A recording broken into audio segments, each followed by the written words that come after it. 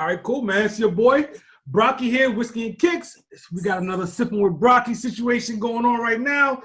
I'm excited about this. Me and this guy, we've worked together before. So I just, last time was pretty formal, scripted out. This time we're just going to kick back a little bit and chat about a couple things.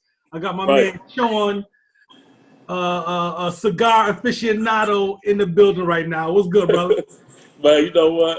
It's good to hear from you, but I hate the term cigar aficionado. Oh, let's get into it. Man, I hate it. Why is that? I hate it because it's like so many people use it. Yeah. You know what I'm saying? Yeah. You got people smoke cigars for 2 weeks and all of a sudden they're aficionado. I've been smoking cigars since 1994. I refuse to refer to myself as a cigar aficionado. Well, you know what, Sean? That word aficionado, you don't hear that too much outside of the cigar arena. Well, first, People started using it when the magazine came out. When Cigar Aficionado magazine came out. Oh, I didn't know that. People caught on to that. And they were like, oh, well, I'm an aficionado. Oh. I smoke cigars. I enjoy cigars. I smoke a wide variety of cigars, so I'm an aficionado. I hate it. So let me ask you though. So what is there something that makes someone actually an aficionado? Or is it kind of like a loosely based term?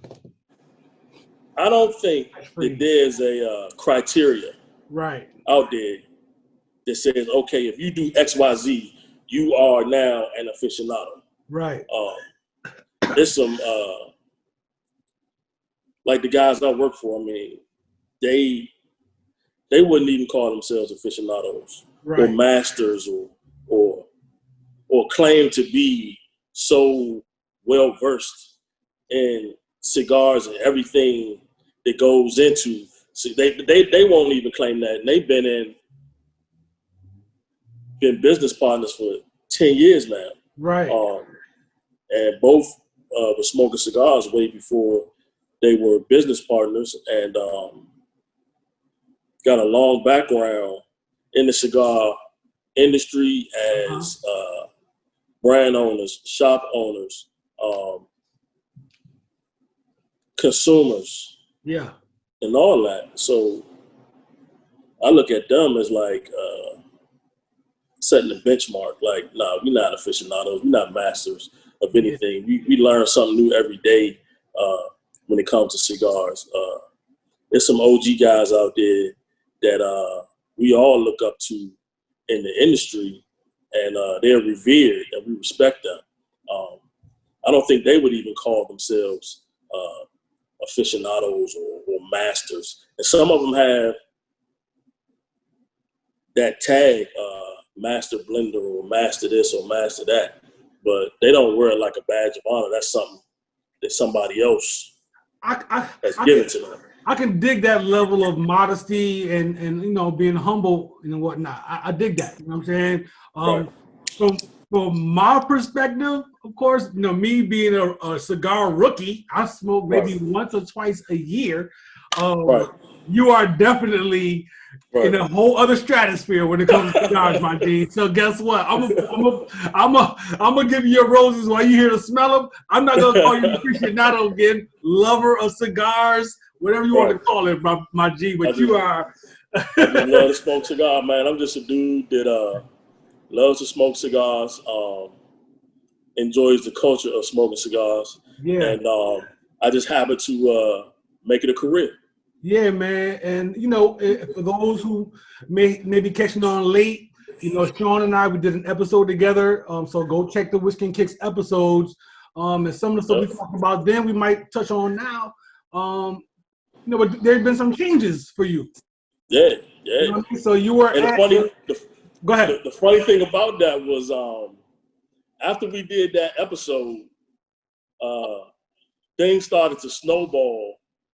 Like shortly after we did that episode, things kind of started to get in motion, which led me to where I am today. So I went back and looked at that episode a couple times, and I just laughed because sitting there talking to you, I had no idea what was getting ready to happen. It's crazy. Literally in like a couple weeks, because I think you shot that. I think it was like February of 18? 18, I think? Yeah, it was February of 18. 18? Yeah, I think it was February of 18. 19. I think it was 19. Was it 19? For some reason, I feel like it was, I think it was 19. Because I just started November of 2017, and I was already on the move by the time we shot. Right. Okay, so it was February of 19, and I came down here in May of 19. So Word. It's crazy. It's crazy. Yep. It happened fast, yo. Yeah, because all of a sudden I started seeing you, and I'm like, oh, I thought you was just visiting at first. I was okay, yeah, down there in Austin. I've been wanting to go to Austin. You know what I'm saying? Cool. Right. Then you moving around, and before you know, it's a couple months. And I'm like, oh wait, something's going on. Still here. Down there? Yeah. Damn, that's a long ass trip. Right. So you were up here in Maryland working at Tinderbox, which is a cigar bar, and now you are living in Austin, Texas, working with RoMa Craft. That's the name, right? So what do you about? So how'd that come about? Oh man. Wait a minute, 1 second. Let me pause real quick. Okay, I can made a rookie move. I gotta grab a light. Okay, so you were saying like what led me to Austin from how that whole thing come about, you rocking with RoMa Craft and everything. So back in I wanna say 2016 or 17, I was working full time for Giant Food. Like everybody in the DMV know who Giant Food is. I worked for Giant Food for 24 years. Mm-hmm. But at the time, I always smoked cigars. Like I said, I've been smoking cigars since 1994. Was a smoker, smoke on a regular basis. But I was getting to a point doing that where I was like, man, I can't be on my knees stocking shelves until I'm 60. Like, it's got to be something better out there for me to do. So I started, and that was kind of the boom of Instagram had been out for a couple years, but probably about a year before that, you started seeing these groups of people doing certain things and them having like communities on Instagram. So I kind of found a cigar community on Instagram, and I started posting the cigars I was smoking and all that. And I saw guys smoking a cigar like this, this little black and white nondescript band. So I hit up one of the guys that I was following on IG. My man Cirillo, he goes by Humidor Muse on Instagram. So I hit him up, and I was like, hey man, where can I find those cigars at that I've seen y'all smoking? So he was like, oh, go to Tobacco Leaf in Jessup, they got them. Okay, so I make the trip to Tobacco Leaf, I find the cigars, I smoke them, I automatically fall in love with the cigars. Right. At this point, I don't know anything about RoMa Craft, I just know I like their cigars. Then I found Skip and Mike, who is Mike Rosales is the Ro, and Skip Martin is the Ma of RoMa Craft. Oh, okay. All right. So I found those two. They had Instagram accounts, and I just started following them and, you know, kind of seeing how they did things as far as being presented on social media. And it just became, I was looking at how they did things. I was like, man, I like how these guys are doing it. Like their cigars are good and it's meaningful. Like you can tell they take great pride in what they were doing. So I see these two guys and they're basically living the dream. Like they're doing something they love, supporting their families from it. And I'm thinking, I'm like, man, you know, why can't I do something I love and, you know, make a living doing it. So I just kept on saying it. And at the time, I was smoking that tinderbox in Waldorf. I was down there like every afternoon. I'm sorry.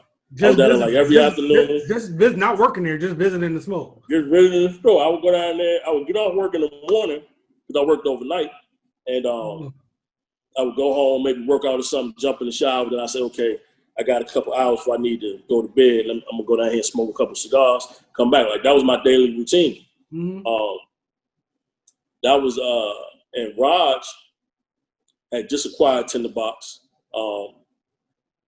And we were cordial and everything. And I hatched this whole scheme. I was like, man, I'm going to get into the cigar industry. I'm going to work in the shop. So I said, how can I present myself to Raj as somebody he wants to work in his shop? So they had this thing, it's called Tobacco University. And basically they do a program and you can become a certified retail tobacconist. And basically all that means, they put you through an online curriculum. You test out at the end, and it gives you the basics of premium cigars. So the class was like $1,000, I think. So I said, I'm talking to myself, and I'm like, yeah, I'm gonna take this class online. Then boom, once I pass the test, I'm gonna go down there to Raj and be like, hey, look, I got some paperwork, you know, certified retail tobacconist, you know, put me on. I'm trying to see where this gonna go, blah, blah, blah. Before that can even happen, I'm at the box one afternoon. I walk up to the front register to fill my light up, and Raj is standing there. And he like, what's up, Sean? I'm like, what's up, Raj? He say, Sean, you know, man, what are your hours? And I say, man, you know what? I've been wanting to talk to you about that. 5 minutes later, I was working part-time at the box. That's crazy, man. That's beautiful. And that's literally how I got into the actual retail side of premium cigars. Right. But at that time, I was still smoking RoMa Craft. I was a big RoMa Craft fan. Like, when I smoked, I was smoking RoMa Craft. Started working in the shop. And I would post so much RoMa Craft working in the shop that people that followed me thought that Skip and Mike were like paying me for my post. Like you was a rep or something. Yeah, like I was like a brand ambassador or something like that. But the funny, I wasn't. I was just, I smoked their cigars because I love their cigars. Right. And they didn't pay me. They didn't send me swag to do anything. They didn't. It was like, hey, thanks for smoking our cigar, dude. Cool. Like, that was it. That was the extent of our relationship. So one thing led to another, and I started thinking to myself, like, you know, maybe I can do something else. And the funny thing about it, all the guys, the customers, the guys that worked at the shop and the customers came in, they knew I was a big RoMa Craft fan. And people would come in and make jokes and say, oh, man, when you going to go work for RoMa Craft? And I was like, man, they ain't hiring nobody, you know. Right. It's a small company. I mean, literally, it's only really 3 employees, and one of them is Mike's wife. Right. So that's how small the company, that's how small we are. And that's not including the people that work in the factory in Nicaragua. So that's literally how small we are. So, and it's funny because one day me and Raj was joking, and I told him, I said, well, you know, the only job I leave you for is a job at RoMa Craft. And we kind of laughed it off like, yeah, like that's really going to happen. But at that time, I was still working full-time for Giant. So what I would do, I would work overnight, get off in the morning, run home, take a nap, go to the box in the afternoon, work till about 11 at night, then boom, go back to the grocery store, work another shift. I did that for like 2 years straight. Then shortly after we shot the episode in February, it was probably early March or late February. It might have been like 2-3 weeks after we shot that episode. Skip put a job notice out on Facebook. Oh, wow. Yeah, so I'm driving home from doing a shift at the box. Now, let me back up a little bit. At this time, I had left Giant. right? Okay. So let me back up a little bit. So during me working 2 jobs, working at the grocery store and working at the box, I said, you know what, the hell with the grocery store. I just jumped out there. I said, man, you know what, I'm not doing this no more.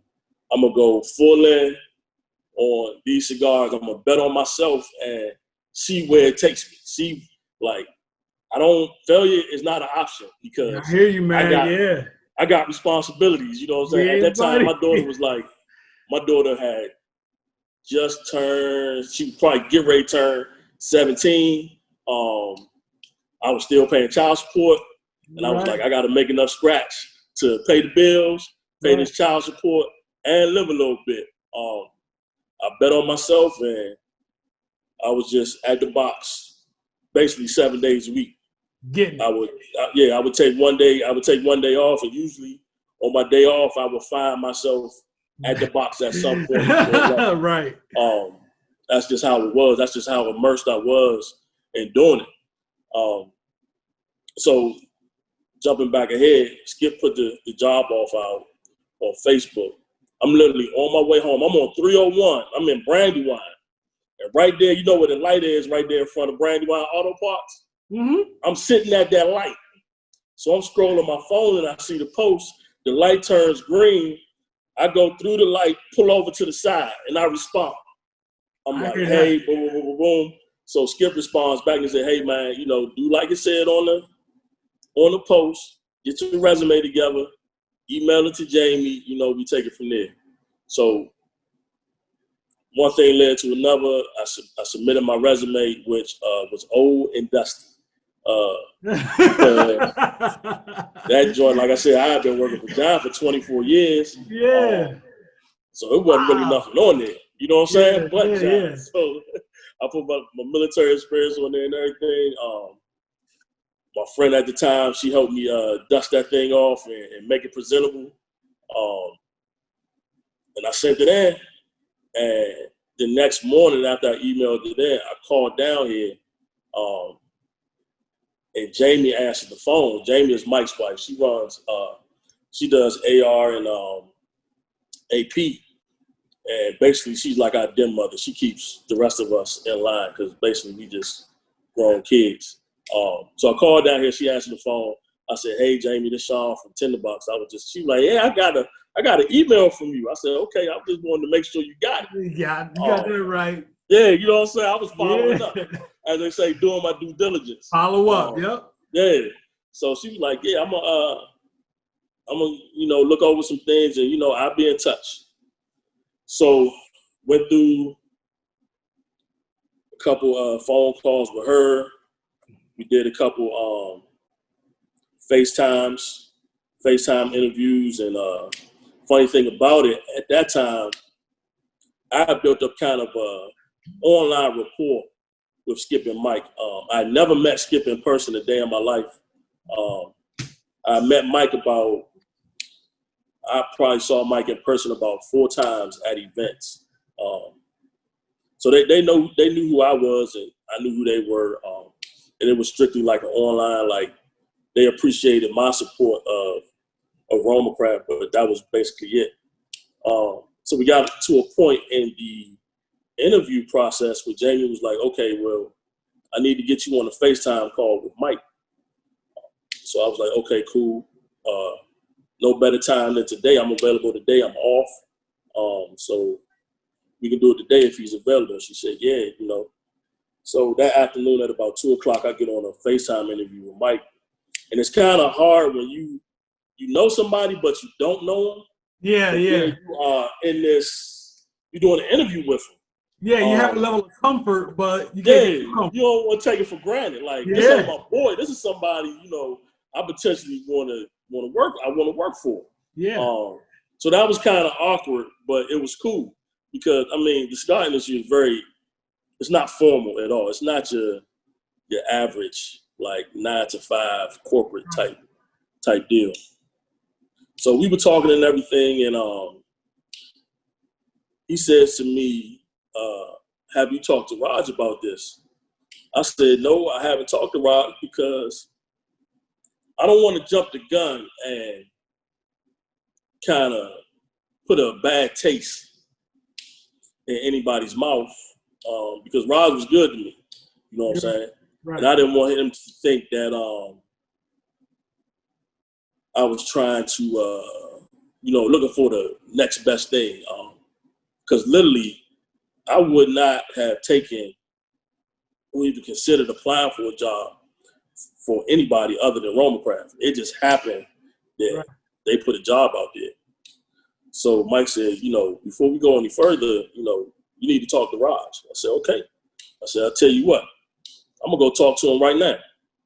Straight up. So he says, okay, hit me up, after you have a conversation with him and let me know what he says. So I literally jump in the shower. I drive down to Waldorf and I catch Raj kind of right as he's ready to walk in the box. I'm like, hey man, before you go in, I need to talk to you for a minute. So he's like, what's up, man? Everything okay? Because Raj is he a hell of a guy. Like I owe a lot. Like I wouldn't be sitting here if it wasn't for Raj. Straight up. And I never forget that, and I never let anybody forget that. Right.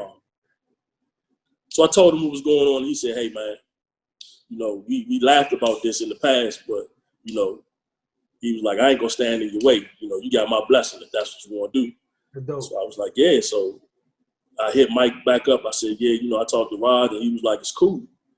So Mike said, okay, well, I want to fly you down next week. And I'm like, oh, next week? Like, I got shifts. And shit that I'm responsible for. I said, but okay, like things was just going, and I didn't think in my mind I'm saying that, but to him, I'm like, okay, bet. Like, okay, I'm gonna fly down next week. So he told me the day, so I was like, okay, I gotta get these shifts covered. So jumping forward a little bit, I get the shifts covered. I fly down here. I flew down here, I think it was on a Tuesday. Yeah. They flew down here on a Tuesday morning. And it was kind of a working interview. Like, I didn't know what to expect. He didn't tell me Jump in. He was going to offer me a job or nothing. It was just like, literally, I'm going to fly you down here, let you see how we do things. I got here Tuesday morning. When I got to the office, they were in here working the shipment. So I fell in and worked with everybody and saw how they did things for a couple of days. And those 2 days, at no point at all did we even discuss me working here. Right. So I really don't know what's going on. All I know is I'm in Austin, Texas, and I'm at RoMa Craft HQ, a place that I've been saying I want to come in, just see. You know what I'm saying? But I'm actually down here doing what they do. So I was scheduled to fly back on Thursday. So Wednesday night we finish up. We go to the world famous Style Switch Barbecue. I meet everybody's family. I meet Mike's kids and Danny, who was working here with us at the time. I met his family. John, I met his girlfriend. Everybody was there. So we eat some barbecue. Then Mike is like, okay, y'all, see y'all later. Me and Sean Gray go back to the office and talk. Long story short, after talking for a couple minutes, probably about 30, 45 minutes, he pulled a piece of paper out and say, this will be offering. I was like, I ain't even look at the paper. I'm like, man, where I sign that? I wasn't thinking. And the funny thing about it, dream at this point. Yeah, the funny thing about it, the money was the money that they had posted with the job was like, for real, I didn't know how I was gonna survive on that. Straight up. Okay? Like I was like, man, that ain't no paper, but you had to hustle. Fuck it, I'm gonna make it. I'll make it work. You know what I'm saying? So he put the paper in front of me, and it was way more than the salary that was posted with me and everything. And I was like, man, where I sign that? And that was it, man. And I was like, all right, where you need me back? He was like, I need you back in 2 weeks. I said, okay. I flew home the next day. I talked to Raj, gave him my 2 weeks notice. And literally 2 weeks after that, I packed up my Volkswagen Passat. I packed up everything that I wanted that could fit in that car. And I drove to Texas. All right, boom. Hold up, Sean. Okay, all right. So I gotta go back a little bit. That is a great stopping point.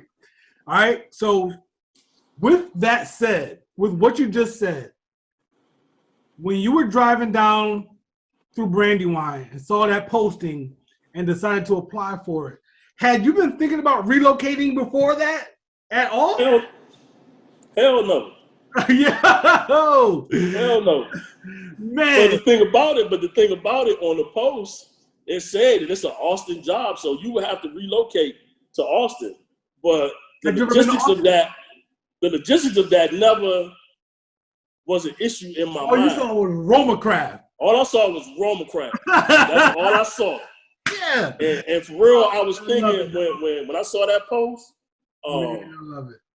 I was like, that's my job. Like, I was like, that's me right there. Damn. It was kind of like one of those situations, and when people say, you know, you got to speak things into existence. Yeah. I'm here to tell people that shit is the truth. You gotta speak your truth to the universe, man, and do your due diligence and be ready when the opportunities come your way. Yes, sir. That's the thing, because a lot of things we ask for, sometimes we really not ready for them. Right. We want them, but we're not ready to receive it. Mm-hmm. And I wanted this, and I was ready to receive it. That's dope, man. That's dope. I was just in the right place at the right time, and once I got back to Maryland, I was like, okay, I got to think about moving. Well, real quick, Sean. So, what was the actual position title? So, it was logistics manager / coordinator, facilities management. So, I'm gonna make it real simple and plain. I just do shit around here. Yeah. Like if you look at my Instagram, it says doer of things. My primary responsibility is overseeing shipments that come up from Nicaragua to Austin. Coordinating that, making sure that goes as smooth as possible, and then distributing it out to our retailers across the United States. Right. That's my main title. Secondary to that is I'm the facilities manager. I manage the facility. Basically, I'm the janitor, superintendent. I'm like Bookman with the keys, all that. You know. I hear you. Yo, that's dope. Damn, I lost my train of thought, man. So fast forward, right? You get back to Maryland, you pack up the Passat, and that's it. Everything else, forget about it. That's it. I talked to my parents, and I talked to my daughter. I asked my daughter, I said, and I talked to my daughter before I came down for the interview. Yeah. And I said, what you think about me maybe moving to Texas? She said, I think it's pretty cool. Because actually, my daughter was born in San Antonio, which is like an hour south of here. Okay. So her mom was in the Air Force at the time. So before my daughter was born and shortly after she was born, I spent time going back and forth from Maryland to San Antonio. Yeah. So I was slightly familiar with the area. So, you know, I got the blessing from my family. Number one thing was my daughter, because when I left, she was getting ready to graduate high school. So it was kind of like the perfect timing for everything to pop off. And that was kind of it, man. And I came down, and over the almost 2 years that I've been here, my role has kind of expanded. Yeah. Because we do a little bit of everything. You do what's needed. I do what needs to get done. Whether that's you know, taking care of a problem that a retailer might have had with a shipment, to scheduling maintenance in the office. I just make sure the little things are taken care of so everybody else can do their job when I'm not working the shipment. That's a super valuable position right there, man. Right. That's a lot of value in that position. It's an important position to be in. You know what I mean? Right. So my main thing is, so what a lot of people might not know about RoMa Craft is we're so small we do all our distribution ourselves. So we receive the cigars from our factory in Nicaragua, Nicaragua. They come from Nicaragua. They come to Austin. We take those cigars and we fulfill orders for all our retailers across the country. We do all that ourselves. Literally packing up the boxes, wrapping stuff up, and all that stuff. Literally, we start. Give you an example. If my shipment gets to Austin on Monday morning at 8 o'clock, we're all here on deck. We get the pallets in, we break them down, we get everything situated in the warehouse, and then literally probably 2 to maybe 3 hours after that first pallet enters the building, we are pulling orders and sending them out to retailers. Straight up. That's how fast it happens. So it usually takes us about 3 to maybe 4 days to completely work a shipment. Mm-hmm. And we're done with that shipment cycle, and then we go into a holding pattern, waiting on the next one to come in. So during that little holding time, while I'm waiting on another shipment to come in, that's when I do all the stuff around the office and all that stuff. Dude, you know, we've only met once. Right. And I'm telling you, man, just hearing that story, yo, I'm crazy happy for you. Like, I appreciate it, bro. I appreciate it. You had something that, you know, like a dream job. And you jumped out there, son. Like, you took advantage of that opportunity, and you took a leap of faith. And you've been taking leaps of faith this whole time, though. You know what I'm saying? Right? Yeah. So the time I decided that I wanted to work in a shop. Exactly. It was like the big leap of faith. I would say for me was not even coming to Austin. The biggest leap of faith is when I walked out of the grocery store. When I walked out of Giant. 24 years, you said, right? Yeah, 24 years. I mean, literally, man, I walked in probably for a year before that last night I was there. I just kept saying, it's got to be, I can't spend the rest of my life doing this. Right. And I was like, man, this ain't for me no more. Like, it was cool, but it's not fulfilling me. You know what I'm saying? Like, I'm tired of beating myself up, you know, in here doing this kind of work. Yeah. And literally, man, one night, I never forget it. It's funny because it was a Wednesday night, but that Wednesday morning, I got off work, and I called my best friend who lives in Charlotte. And it was very rare that we talked that early in the morning. Yeah. So at the time, I was working at the Giant up there by Silver Spring Metro Station. Wow. By the NOA, National Oceanic, that place, up there by that.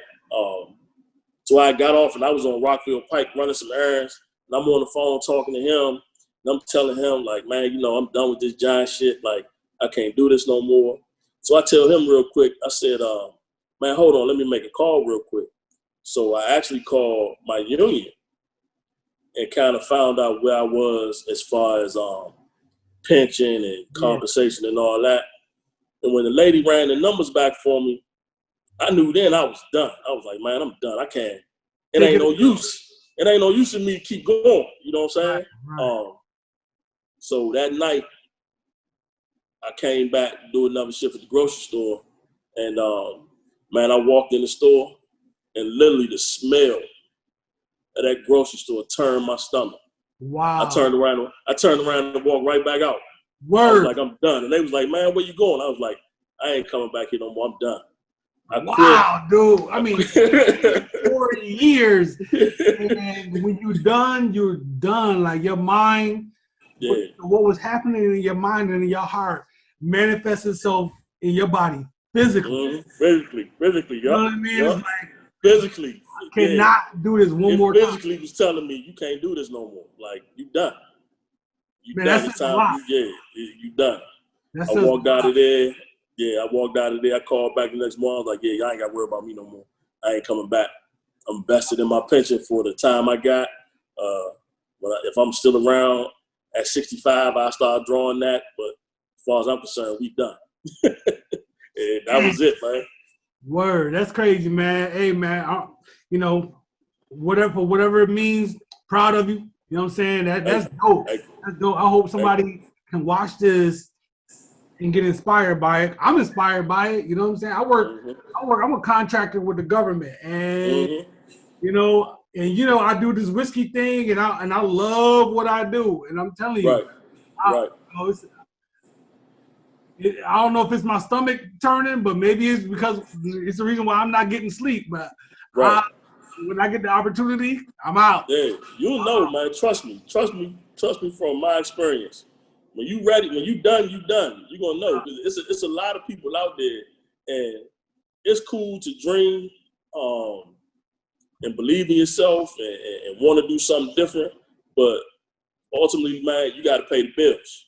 No doubt. You can dream all day long, but you got to pay the bills. Yep. So don't be no fool. Nope. But don't hold yourself back either. Indeed. You know what I'm saying? Indeed. So we getting, I don't know what Zoom is doing these days. I think they give us extra time now, usually 45 minutes. Right. We're been at about 8:38 or so, or maybe a little bit less. But I did want to touch on something else. First of all, I noticed when you lit that cigar initially, you just lit it. You didn't light it in your mouth. You just lit it, and then you took a puff. Yeah. So that's called. Everybody lights their cigar different. Probably for me, one of the best parts of smoking a cigar is the light up. Because when I'm lighting a cigar, my mind is anxious. It's like, oh yeah, I'm about to yeah. So everybody got their own process. If I lined up 10 cigar smokers and said, okay, everybody likes a cigar, you will watch 10 people do it different.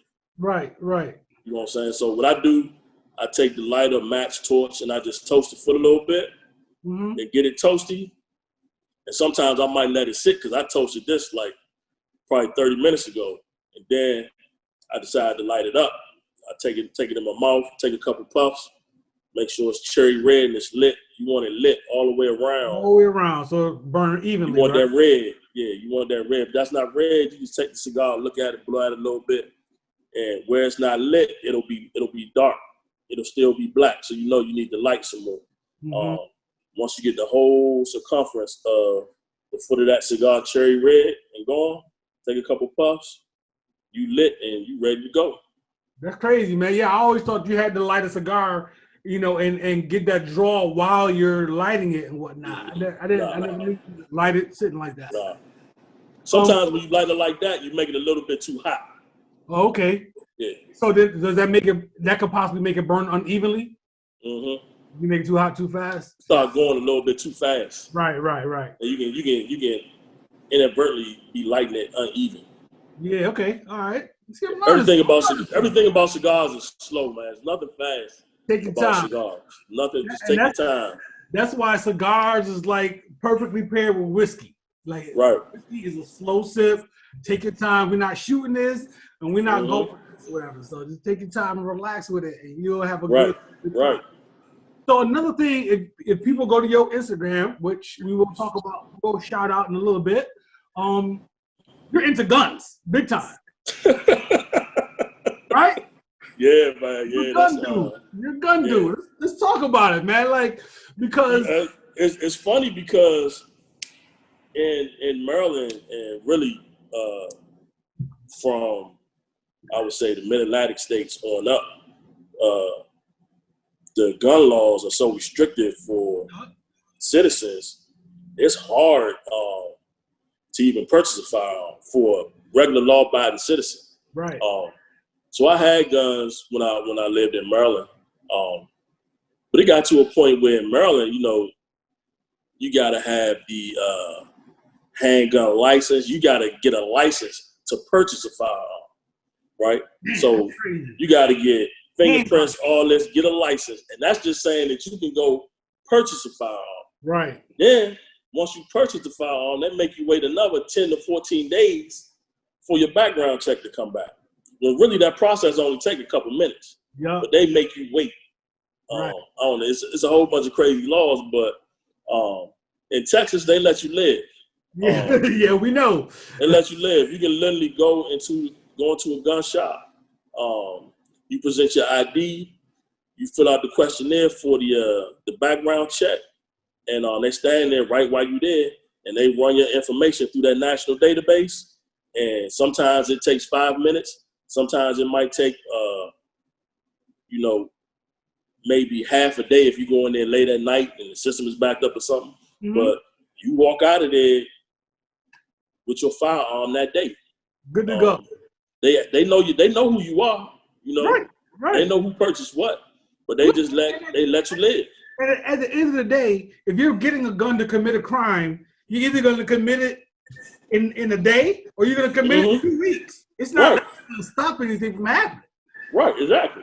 You know what I mean? Your love affair for guns, because we all have things that we love, right? I love sneakers, because I love whiskey. You know what I'm saying? You love cigars. You sprinkle a little whiskey, but you love guns, clearly. Right. So right. And I'm drinking. So my boss, Mike Rosales, he is the bourbon. Like, he is full on in bourbon. So I'm drinking this E.H. Taylor. Yes, sir. Straight bourbon? This bottled and bond. I don't know which one it is. I know it's good. I know nothing about bourbon. Yeah, I got ones.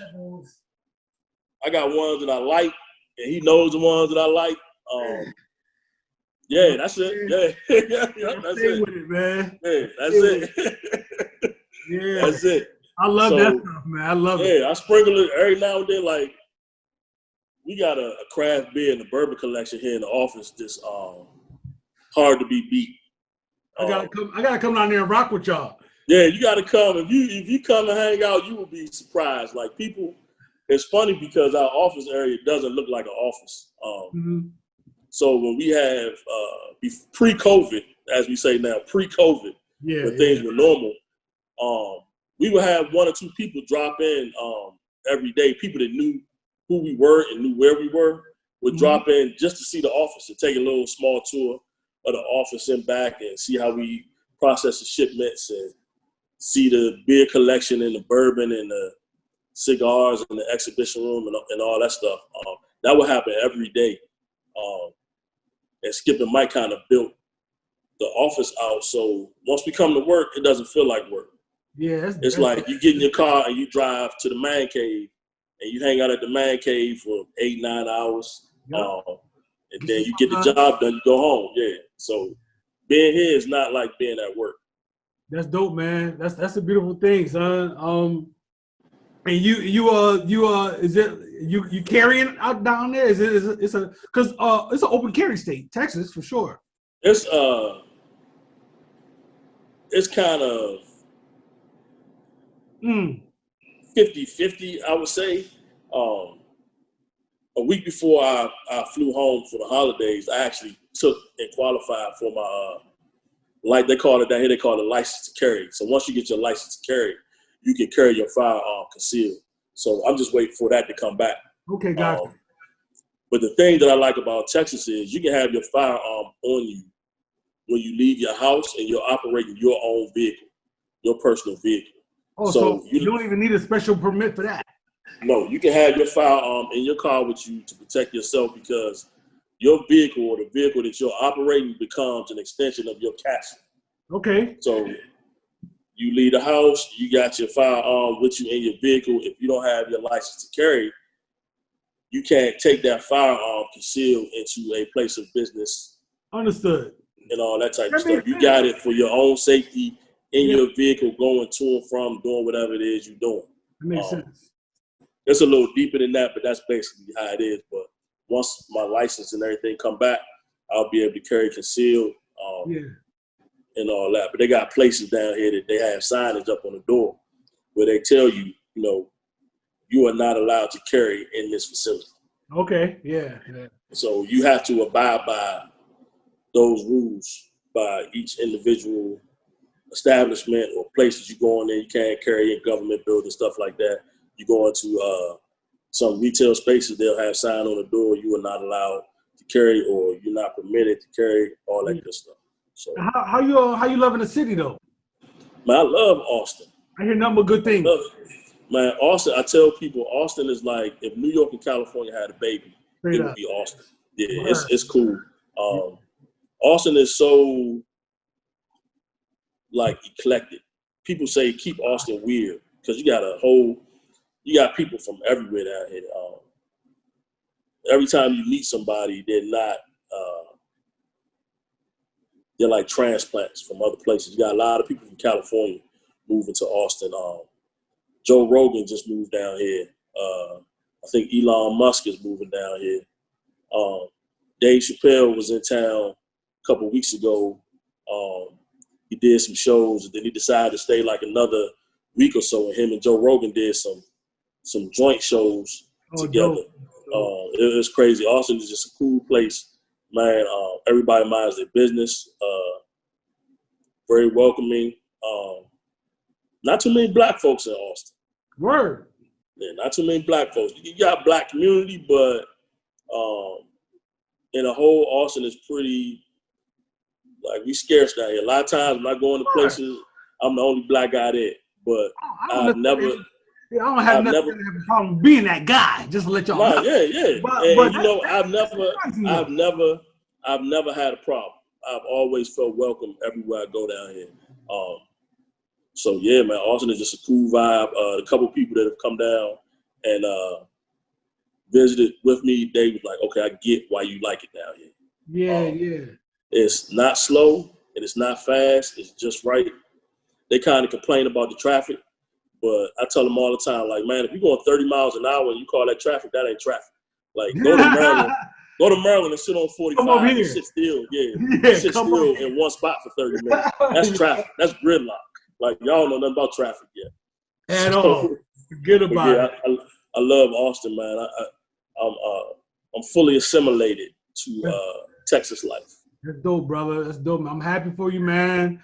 Thank you, man. Thank you. You made it happen, son. So I definitely want to come down there and rock with y'all, like, you know, on some cameras, you're welcome, man. Lights and cameras, baby. Like, let's get popping. You're welcome. You know, when travel opens up and everything is safe. You know what I'm saying? Yeah, definitely. Just let me know, man. And you come down and, man, we'll host you for a couple of days and let you see just how we do it down here. No doubt. It's a whole different vibe, man. You might be looking to relocate. Listen, man, you never know, baby. You never know. I'll tell you, I went to visit Dallas a couple of times. A friend of mine lived there, and, man, I fell in love with Dallas. You know what I'm saying? And that's the only time I ever felt like I wanted to move from the DMV because I love it here. Right. You know what I'm saying? So I do want to come down to Austin and see things, visit some places. I heard the food is good, and I heard the music is great. Mm-hmm. So I'm down. So anyway, RoMa Craft, and you want people to find RoMa Craft and find you on social media? Anything you want to shout out? So come that work for us, RoMa Craft Towback. We do have a company Facebook page. We got a company Instagram page, and it's just RoMa Craft Towback. We all have our own personal social media accounts. I'm Sean Vader, SEANVAD3R, I think it is. I forget. Yeah, that is it. So you can follow me there and kind of keep tabs on what I'm doing. I'm an organic poster, man. I just post like what I'm doing. Social media can get tricky sometimes, especially nowadays. So it's kind of like